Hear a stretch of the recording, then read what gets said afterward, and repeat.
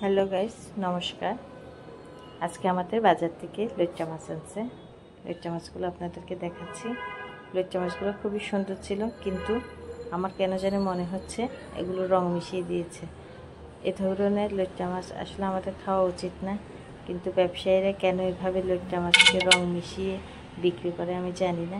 এটা আমাদের জন্য খুবই ক্ষতিকারক, স্বাস্থ্যের জন্য। লইট্টা মাছটা এমনিই বিক্রি হয় 2 থেকে 250 টাকা করে কেজি বিক্রি হয়। লইট্টা মাছ আমাদের চিটাগাং মানুষরা খুব পছন্দ করে, কিন্তু কেন তারা রং মিশিয়ে বিক্রি করে? এগুলো তো আমাদের জন্য ক্ষতি। ব্যবসা যারা করতেছে তাদের একটু লাভের জন্য, একটু সুন্দরের জন্য এভাবে লইট্টা মাছগুলো বিক্রি করে।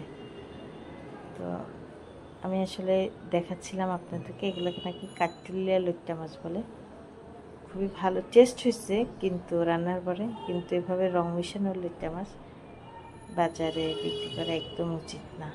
একটু সুন্দরের জন্য, কাস্টমারের চোখে লাগার জন্য এভাবে লইট্টা মাছ বিক্রি করলাম, খুবই অন্যায় মনে করি আমি। নমস্কার।